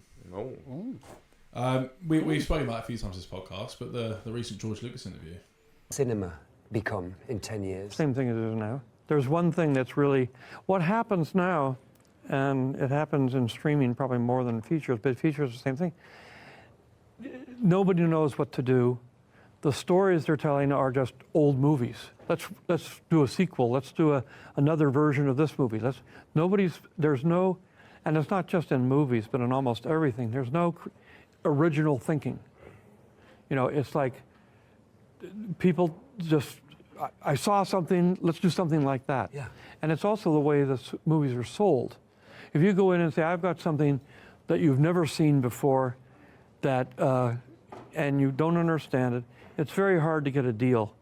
I mean, you can do it, but it's like the big studios, I mean, they don't want that. They want something that is like something they've seen. It's because they don't have an imagination to come up with, to see something that isn't there. I mean, I got Star Wars done mainly because at the same time I was writing the script, I hired an artist to draw pictures of what I was doing because I knew I couldn't describe what it was. It was impossible. But when you see the pictures, you say, oh, I get it. And that was really what made the movie, what sold it. Yes. Have you seen what he said? Teach me, boys. He basically was saying that studios have run out of ideas and they're just rehashing everything, which they essentially are. Everything is, you're either remaking the same film again or you're bringing back basically what Disney did to his Star Wars films, where they just brought back the legacy characters. And I'm surprised they haven't done a Back to the Future film, to be honest, and tried to drag out poor Michael J. Fox for another film. Take him out of his wheelchair. Yeah, like but they're essentially doing it. Most films, look at Ghostbusters, Frozen Empire. I wouldn't even touch that with a barge. I saw it. I thought what I did like was they leaned towards the animated series for a lot of stuff, and I liked the fact that they were going for a different villain. Did you see Frozen Empire? it is not. You won't catch me dead. I feel like they've lost the whole point of Ghostbusters. The whole point of Ghostbusters was the first film, which I love. Busting ghosts. But it's a comedy. It's basically like a long SNL skit. It's just SNL actors and comedy actors. Howard Ramis, like comedic genius. He wrote filmed and directed Groundhog Day. Like he like these three really talented guys, and Ivan Reitman directed it. Just having fun and doing a fun film, and then they never planned to make a sequel, and then they just sort of end up making Ghostbusters 2, which was even goofier.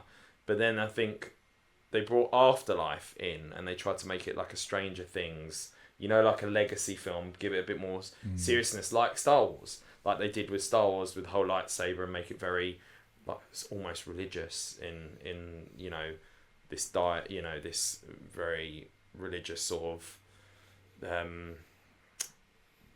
experience. Man of Steel is a very Jesus Christ. Yeah, and then very serious, and then Ghostbusters, like it's lost the point of the whole fact that it's supposed to be just a fun comedy film, like but like they wheeled out the original Ghostbusters for a cameo at the end. Bill Murray's like so phoning in his performance, like it's just sort of sad to see someone be like, oh, I'm turned up. I do like what they did within it. Do you see the Indiana Jones Dial of Destiny? Yeah, I quite enjoyed it. I think it was better than King of the Crystal Skull. Yeah, but I like the fact that they have you cancelled it? Stop recording. No, they're good. I do like the fact that they humanised him with the whole man out of time thing. Like life has passed him by and he doesn't really know what to do. The only part I didn't like was, it's going to be spoiler but it's been out ages now. Yeah. The whole part where they travel through time. Yeah. I mean, there's something I'm really picky. There's something about, I love the Ark of the Covenant, the whole religious, supernatural part of it. I like Temple of Doom is very supernatural and stuff, and in even the Holy Grail. There's something about the last two films. Maybe it's because it's a lot of CGI and stuff like that really takes me at the alien part, and then the whole time travel thing. As much as the other things are far-fetched, they just seem in my head a lot more realistic because they seem more... It's believable. Believable, archaeological. Maybe it's because the props seemed more realistic or what they did. I think what I personally view Indiana Jones as a trilogy that happened, and then they're fun films, but I don't really count in my head. I don't count them. Like in my head, Star Wars is just the original trilogy. The other stuff you can watch, but I would just watch it as one story.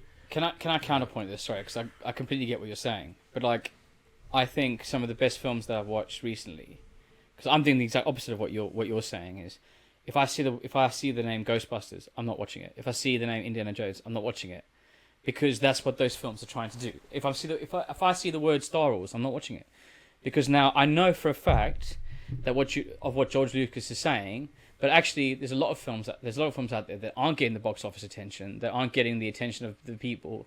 Like I don't know, there's loads of films that, if you look at my top 10, there's loads of interesting new films that are coming out that are not getting the attention that it deserves. Like Zone of Interest, for example, is a film I watched recently, which is about, how many World War II films have we seen about Auschwitz? It was done in a very interesting way that made you think. It's just. It is the responsibility of the filmmakers to make interesting new things. And I know there's 7 different storylines. I get that, but throughout time we have had these people come up with creative ways of making us interesting. I think that's why people clamoured last year for Oppenheimer and Barbie. Because there's 2 new properties. Like Barbie was something different, and it was it was exciting. All Nolan films are new properties, apart from the Batman films. He has this record of doing something original and then adapting, because that's Oppenheimer was an adaptation of a book. That's okay, not. So fine. he's done. If you look at his career, but I wouldn't put book adaptations in the same. But he's done an adaptation, something adapted, and then his own. So he did this Oppenheimer. Before that was Tenet. Before Tenet was what did he do before Tenet? Interstellar. No, there's something Dunkirk. after Dunkirk, and then which was historical. Then before that, he had The Dark Knight Rises, didn't he? No, Interstellar. I can't remember. I think Interstellar was first, then it was Dark Knight. Before. Dark Knight Rises, in Interstellar, and then he had the Dark Knight between. He had the Dark Knight, then Inception, Prestige, and then he had Dark Prestige, Mm. Dark Knight, Prestige. Inception. No, yeah, Prestige came after Batman Begins. Prestige was 2006, I think. Yeah. Yeah. I mean, in that's cast, you go irrelevant. back then. That cast it had David Bowie in it, Mm. and Scarlett Johansson, Rebecca Hall. Like you forget, like he always has like the best cast. Look at comedies these days, right? Look at comedies. Like there was one called Bottoms the other day. There's one called Newlywed. Like all the comedies these days, all the ones that we used to watch, like the Judd Apatow ones, like Knocked Up and stuff. It's literally the same. I was looking at one today that was just come out on Amazon Prime. It's the same like front cover. Instead of 2 men on it, it's 2 women. Mm. It's the exact same film. Like it's just now reversing the gender roles as a result of the modern day. Oh, what's that? Booksmart. Yes, Booksmart was just basically Superbad, but for girls. Yes. Have you seen Booksmart? No. It was literally. It actually was pretty good though. It was a really good film, but I've seen it before. In Bottoms Superbad. was the same. Yeah. These comedies are just being replaced. Even Superbad, 10 years before that, was American Pie. You know. Yeah. I mean, because at the end of the day, like, I get what George Lucas is saying, where everything is just regurgitated. It was all just crap. You know, like all these reboots and sequels, like 30 years on, like just come up with the original stories. But also, I think audiences are slightly to blame for it as well. Well, actually, it's the MCU's fault. Because people are just exhausted. No one wants to go to the cinema anymore because of attention spans and whatever. If a film doesn't have 20 cameos, no one wants to go and watch it. But because the best films, like. But Spider-Man: No Way Home was a great experience. Like it's fine, but then like you look at what Scorsese said, where it's like like MCU theme park rides. Is not. It's not. Yeah, it is. Like I don't hold Star Wars or the MCU. Or whatever, and I'm a massive Star Wars nerd. Like Star Wars is the reason why I love film and why I wanted to go into film as a career.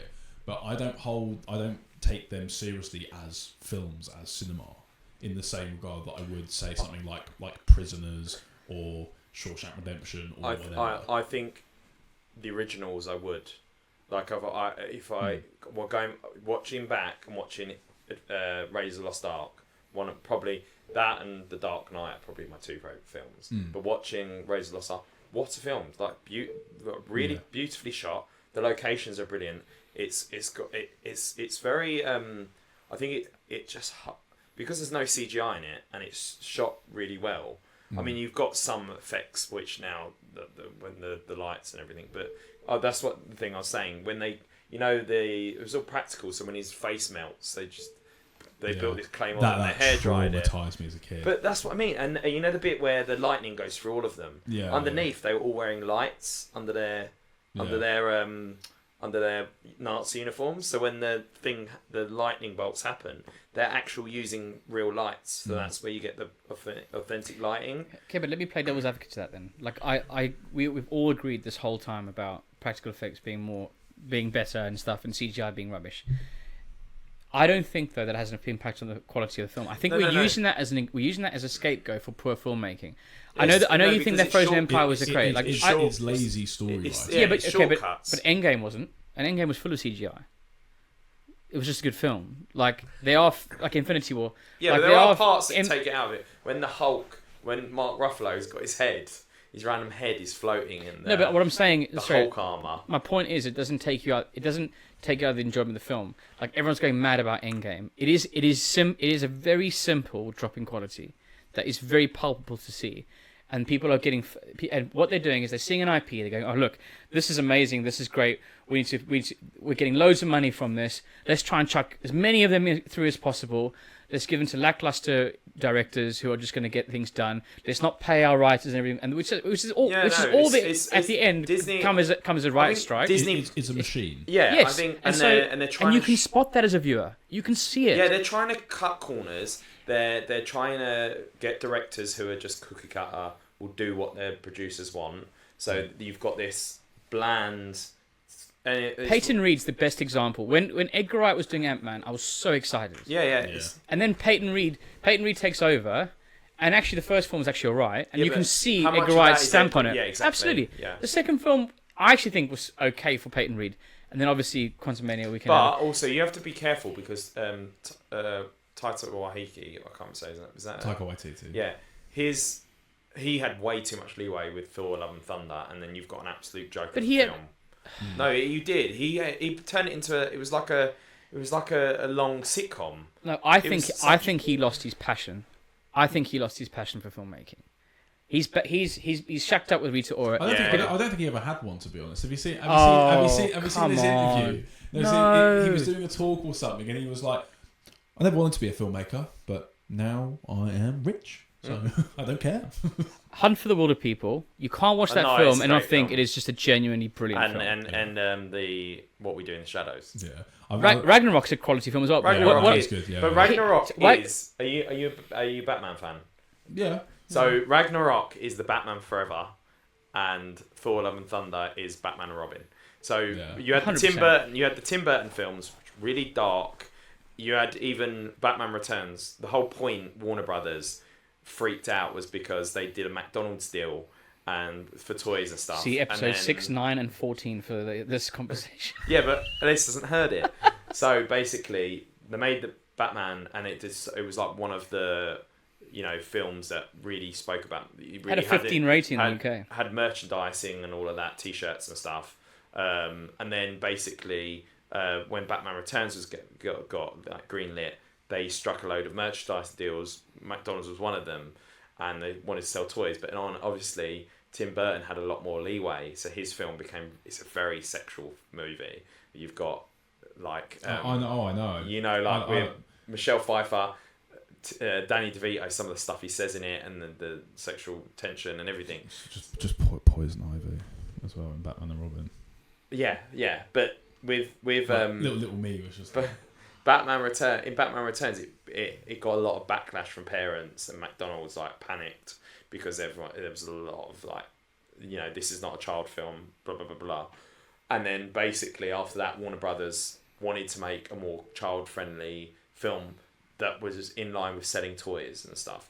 So then basically Tim Burton was like, I don't want to make this film. This is not the direction I want to go to. Then Michael Keaton dropped out, so Joel Schumacher came in, who is like an openly gay bloke who thought, I can make it really campy. I want to make it like the 60s Batman TV show. But obviously there was still influence from Tim Burton was involved in a lot of the pre-production and stuff of Batman Forever, and he was still a producer. So executive producer or something. So you can see there are elements of darkness in Batman Forever, but it's very light with the whole Tommy Lee Jones and Jim Carrey's very camp Riddler and so on. Rubbish.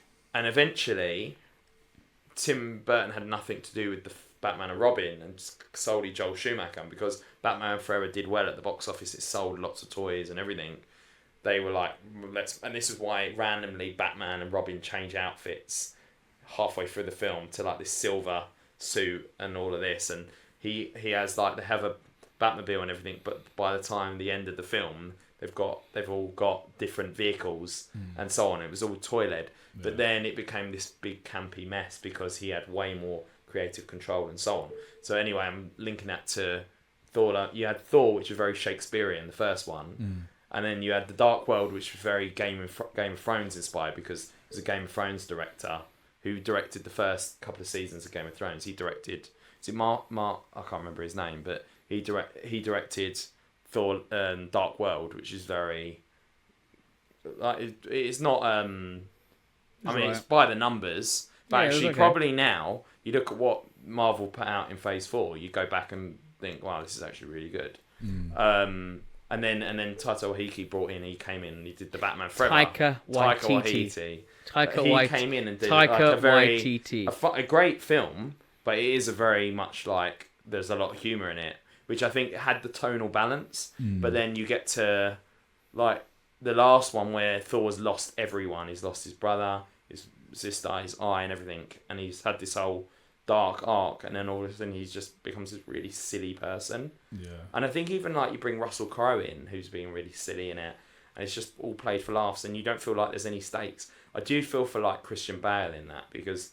Oh yeah. I mean, I don't think he was a great villain, to be honest, but he is trying, and I feel like he's in this film where the CGI is awful as well. You know, and he's got that floating head when he's talking to the kid. The kid, like, yeah. It's just the whole film is just a bit, yeah. So there's a film afterwards called the next film that Taika Waititi does. I was really looking forward to it because it was basically it's a documentary that I watched a couple of years ago, and I love the documentary. It's actually a very little known documentary, and I really enjoyed it when I watched it. And when I saw that Taika Waititi was doing it like an adaptation of, in it, isn't it? yeah, of this Thomas Rungan story, I was like, wow, I didn't even think we watched this documentary. It was so like under the radar. And then I was like, I really hope it's not like, I hope he like comes back to like make the film he wants, like proves people wrong, like what you're talking about in like him just like, but the film was poor. Yeah. It came across like he didn't care, and again, we're talking about sports films. It's like not caring about the sport that you're directing, and not really understanding what is the mechanics of the game. It really does have an impact on it. Your microphone is getting further and further away from you. I'm not speaking. All right, okay, fair enough. It's because I literally just sat there breathing, just like. So it's very much on the creation. Like, I think we need to stop making excuses for poor outputs and call out people, these big companies, for what they're doing, and they're doing it for profit, and they're making shortcuts, and they're not paying their staff, and as a result, it's all going down the pan. And they're all looking at each other, going, "Oh, it's everyone else's fault." And actually, just make good films. Yeah, we've got to go back to things being an event, like a film being an event. But it can't be an event if it's rubbish. But that's what I mean, because they're rushing. At one point, there's like 5 or 6 Marvel projects or Star Wars projects coming. That's people got fed up of Star Wars used to be like a big thing, like it was a big event, you know. And that's why Force Awakens was huge. Oh, yeah. I remember everyone going mental over that. The reveal of Han and Chewie. Phantom Menace was even bigger. Phantom Menace, exactly. But now it was becoming Star Wars. And it's exhausting. And the issue is, you've got toxic fan bases where you can't please everyone. Or everyone has their view of what Star Wars should be, or this version. You've got the casual fan who probably doesn't really care about what Luke ended up doing after Return of Jedi, but then you've got other people who are like, this is not my Luke Skywalker, like this is not the character, and then they hate on the film. And then you've got the issue is Last Jedi got so much mixed reviews. The critics loved it, but the fans hated it, or there was two camps. And then J.J. Abrams came back in, and he tried to course correct it, and then it just made it even more of a mess. And I feel like what studios need to do is, rather than rehash or carry on, like take your time. And you got to remember, Star Wars was an original idea. Indiana Jones was an original idea at some point. Give it a go and create a new character. And even if they did the Uncharted. Look at Argyle. Film. The end of Argyle is they're part of the Kingsman universe. But what I'm saying is, like, I don't mind a reimagining of a certain idea. You know, just the same as like Star Wars actually derived from Dune, like the original Dune books. You know, and then Indiana Jones is, they just wanted to make their American version of James Bond. Yeah, that's they wanted to direct a Bond film, but they were like, we can't, so let's just make our own American Bond. And that's brilliant. But what I don't like is, you know, these sequels 30 years on, and you know, reboots and everything like that. Like, if you want to make, I don't know. I mean, but would you not mind it if it's good? Would you not want your favourite character to come back if it was any good? Blade Runner 2049 is great. Because they did a good job where it's like, you don't just put Denis Villeneuve on all of the redos. But the new Batman is great as well. The Pattinson Batman is great as well. That's not carrying over any characters from a previous franchise. It's a reboot. It's a new, fresh start. But I would assume that you're putting the reboots in the same vein, right? Well, yeah. I mean, obviously, if there were all these reboots happening and they're all amazing, no one would be having, you know, we wouldn't be having this conversation. George Lucas wouldn't be having that interview. But it's like that Crow looked awful, didn't it? The Crow. Yeah. Yeah, but the reality... Twister. The reality They're making a reboot of Twister, for goodness sake. Like, I only remember that film when I was like 5 years old, and I was like, oh, tornadoes are scary. That film's out. That was the only thing I remember about that film. Sorry. But yeah, no, the reality is most of these reboots and sequels that are happening are just not good at all. They're rushed, and they're just purely there to make a profit. And it's a shame, because then that's putting audiences off going to watch films. And, you know, Rings of Power. So then the studios aren't making as much money, which causes them to cut more corners. and that leads to strikes, which puts people like me out of work for 6 months. Are you concerned that like the new Lord of the Rings stuff that's coming out coincides with what he's talking about now? Because they're going to do loads of Lord of the Rings stuff now, aren't they? Yeah, well, I mean, potentially. Hunt for Gollum has been announced, isn't it? Yeah, I mean, potentially. I feel like Lord of the Rings is in that stage that Star Wars was when, like, just before the sequels came out, where it's like, oh, like, we actually have, like, all this source material, all this potential to tell so many stories in this universe.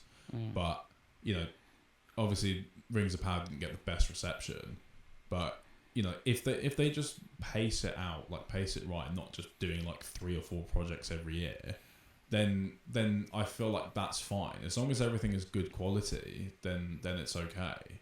Yeah, because the original trilogy took years to make. They filmed it all in one go, and I remember each year it being a massive event that it was coming out. But each film was just amazing. And I think they're so sacred because there's so much heart and everything went into those films. Like, you can tell Peter Jackson gave everything for those 3 films, and it just beautifully shot, amazing acting, it's just dialogue, everything, and story. I do agree with you. I think it's fine to do stuff as long as you take your time, don't rush it, and you do a good job with it. Yeah. People will love another Batman. Like, if they do another Batman film, it's like Superman. There hasn't been. I mean, there's Man of Steel. That was 2013. That was 11 years ago since a one-off Superman film. I mean, Batman vs Superman is more like a duo, but like a Superman film, there hasn't been a Superman film since 2013, and before that you had Superman Returns in 2006, and before that you didn't have a film since the 80s.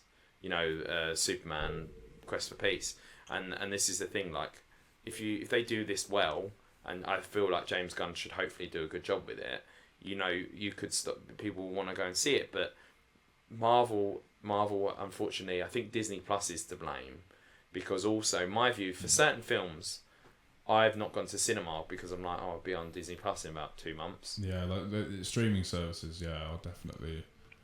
Challenges is already available to stream. Mm-hmm. Yeah.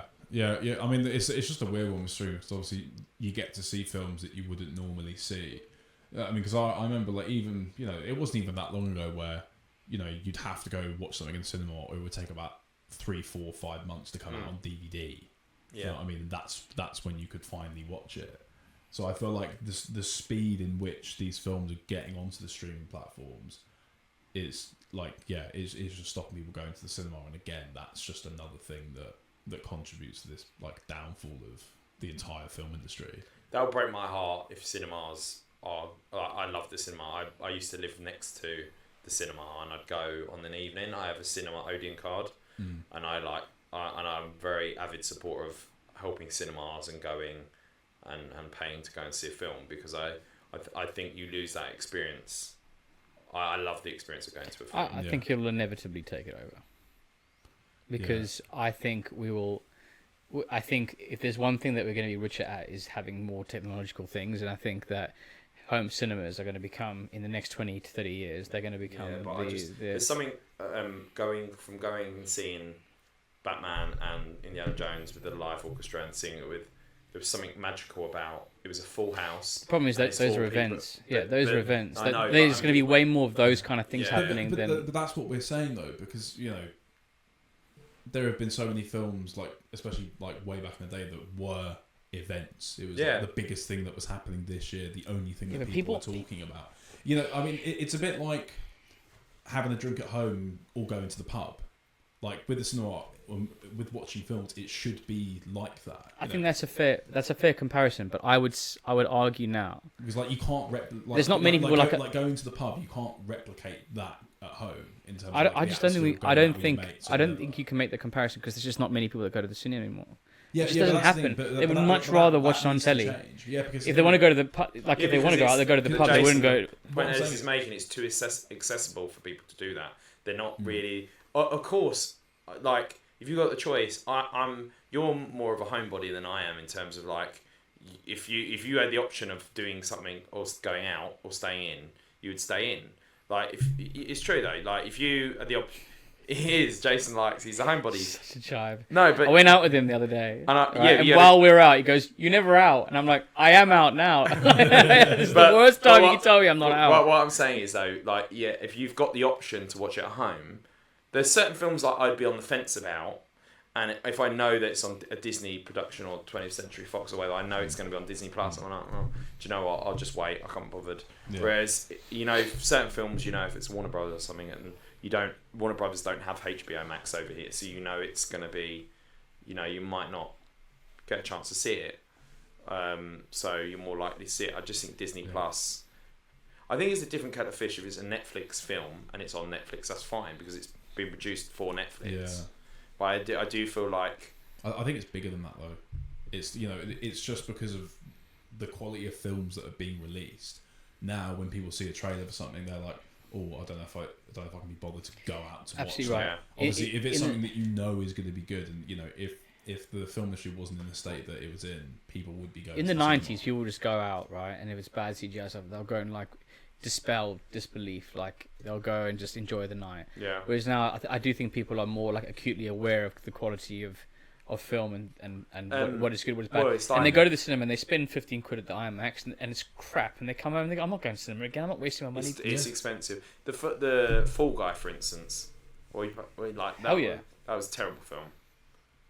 I think you were in a bad mood. No, I would watch that again. I was bored. I think it was a terrible film. I don't know how it got good reviews. Like, I think even the stunts, you can't compare the stunts in that film to Fall Guy Max. is everything wrong with Hollywood at the moment. Yeah, literally, like, it is a film that is so up its own backside. It can't get out. I think the acting is just not great in it. I think Ryan Gosling still can. Emily Blunt, you can take her out of the film. She, I read a role where I read an article where she said she sees 3 words that always puts her away, like she's like strong female character or something like that. I can't remember what it was, but I was basically, for someone who said they don't want to play a certain role, she just played like the side character love interest in this film. Like, she didn't do anything of interest or moving the plot forward or anything. Yeah, but okay, so let's try not be offensive with this. No, I mean, for a great actress, I mean, she was wasted. But let me try and layer that, because I think you're onto something really interesting there. I think there's strong female character, and there is the dynamics, which I think has been quite prominent in recent films, is that female character has 0 cons, is perfect, really likable, has got all of her shit together, all that's great. And then here is male character who is plucky stuntman who keeps messing up and who is like pining after her and that's what these films represent these days. And I'm not saying the Fall Guy does. I think the Fall Guy is, but what I'm saying is Emily Blunt's character is blunt. Very good. She's bland. She's very bland. She's bland because there is nothing defining about her. I think modern day cinema is scared of making female characters vulnerable or have any sort of like wrongdoings about them. I can't remember a film where it's not like, it's not kind of open about. I think Challenges is. There you go. Challenges is quite good at doing that. But I didn't find the humour very funny. A lot of the jokes fell flat. MCU, right? All of the new superheroes are all like these strong women, and then all of the guys, like Thor, becomes like this doofus. I mean, you know what it is, because it's with a lot of films where a lot of male directors don't really know how to create female roles. I think that's fair. Yeah. And what you're saying about like them being scared not to write a female role that's like not strong and independent. Well, look at the difference. That has problems. That has issues. Yeah, that's what I'm saying. Yeah. Like Quantumania is actually a perfect example, right? Yeah. They reduced Paul Rudd to such a ridiculous amount that it actually annoyed me. And Kathy Newman's character is kind of like, you're just like an Avenger. Like, you suck, Dad. Like, I'm cool because I like know all science. I do feel so like it's like, what are you doing? All the character work from the previous 2 films. Yeah, it's really odd. I think they just reduced him. Quantumania wasn't as bad as the reviews were. I thought it was okay. I feel like you have to say that. Yeah. He's got a sign up. Disclaimer. I like the movie. He's got a sign going, I don't like it. Okay, yeah. All of this has to get cut or bleeped or whatever. Because genuinely, like, off camera, Disney are fucking on it when it comes to like people people talking anything. about stuff. Like I mean, you know, like I've signed Jason. extensive NDAs that I'm not allowed to talk about stuff that I've, you know, like Okay. I can. But you weren't talking. We'll cut your bit out, but we're talking about it. So I can work around stuff and like. Can we put a cardboard cutout of him? Okay, so so someone I know cut will that do bit. it. Okay, Yeah. right. We'll just cut loads of bits of what Ellis just said. Yeah.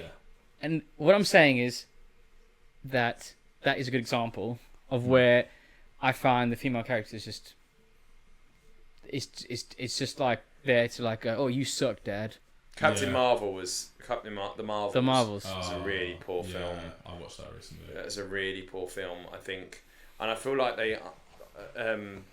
I don't know whether they're trying to. Like I didn't mind Miss Marvel. I didn't mind the series. I actually really liked She-Hulk. I know it got a lot of hate. But I actually enjoyed She-Hulk. Right, this podcast. I didn't think it was that bad. I don't think it was as bad as everyone said, but Captain Marvel, the Marvels was just atrocious. She-Hulk is genuinely one of the worst things I've ever watched in my life. It is objectively I horrible. thought it was better than Miss Marvel.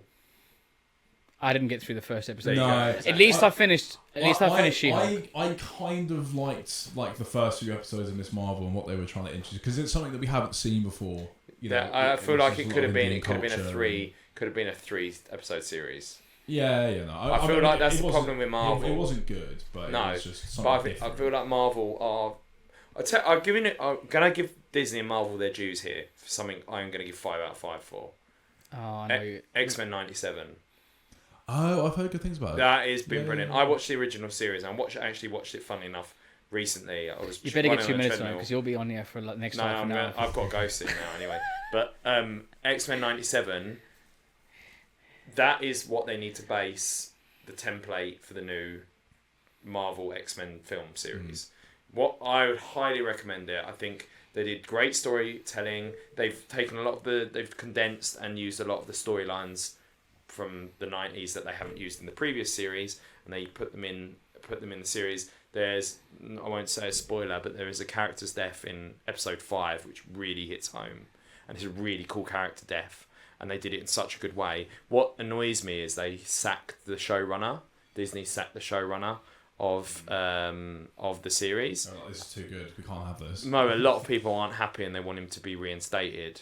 I don't know the background behind it, so I can't comment, but it is so good. And I think it's got every episode, I think, got on IGN and stuff like that, got either 9 or 10 out of 10. Right. Like a really, really good. Why would they sack a show? Sorry, I'm just saying. I know, you'd have to look it up. His name's Brian something. Not Brian Singer. No, I think. Director of the first 3. And what I like about it is the whole point of X-Men was when it was created by Stan Lee, and it was to do essentially with all the marginalised people who were treated with racism, people who were treated, because of their sexuality, and X-Men was basically it was Stan Lee's way of making a superhero for the people who are marginalised, and that was the whole point of them, because they're supposed to be the outsiders, and that's essentially what X-Men was. So it's always been. So there was a lot of uproar when they made Morph non-binary. They made the character non-binary, but the whole point is he's shapeshifter, so it would make sense that he's non-binary. But also they've lost the point of the whole point of X-Men was X-Men. It was a superhero series about people who are different to your norm. Not your norm, but what society views as normal. So that they're the embodiment of people who are either gay or people who are, from a different race and stuff like that. That was Stan Lee's idea behind it, essentially.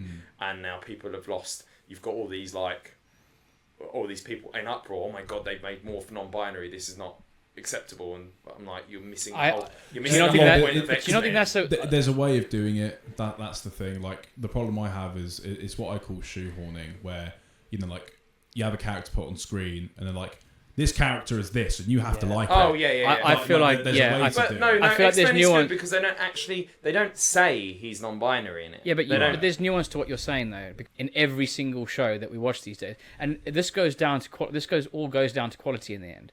Identity politics plays a huge part in these shows, and this is why the quality has gone down, because there's such a huge emphasis on trying to, and you use the word shoehorn, I think it's spot on, to shoehorn identity politics into our shows, where it actually takes away completely the qualities of the show. So you might think that in X-Men 97, this is a really good way of putting it in it. If all the other stuff in all the other shows hadn't had it, I think people would have accepted it. Yeah. But I think people are getting sick of having things thrown down their throats and what they shouldn't think about certain things.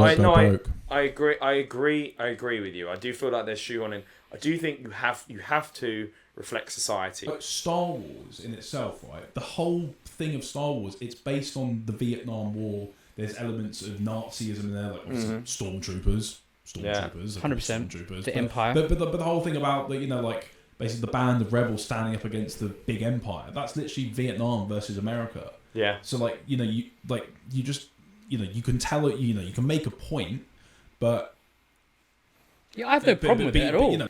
And I agree with Ellis. I wouldn't have a problem with it whatsoever if it didn't feel so forced in so many different situations in which I watch something. I feel like it becomes the important part of the show. And when you listen to people talking about these things, like the directors and the writers and stuff, which is a very it's a very left-sided kind of portion of the world.